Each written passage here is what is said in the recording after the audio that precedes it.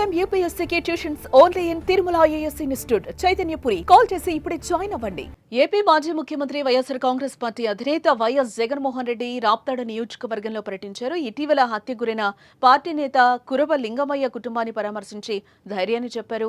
అయితే Raptadu పర్యటనకొచ్చిన Jagan helicopter damage అయింది.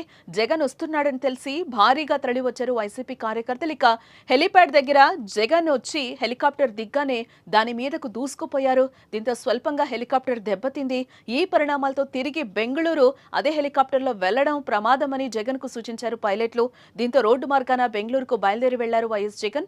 మరోపక్క హెలిప్యాడ్ దగ్గర సరిపడేంత సెక్యూరిటీ లేకపోవడం, భారీగా తరలివచ్చిన కార్యకర్తలు హెలికాప్టర్ మీదకు తోసుకురావడంతోనే ఈ ఘటన జరిగిందంటున్నారు వైసీపీ నేతలు.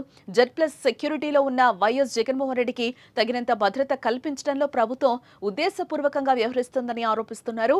గతంలో గుంటూరు మిర్చి యార్డ్ పర్యటనకు వెళ్లిన సమయంలోనూ జగన్ కు సెక్యూరిటీ ఇవ్వలేదని గుర్తు చేస్తున్నారు.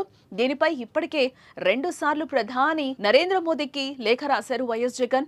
ఇప్పుడు రాప్తాడు పర్యటనలో ఏకంగా హెలికాప్టర్ డ్యామేజ్ కావడంతో రోడ్డు మార్గంలో బెంగళూరుకు పయనమయ్యారు.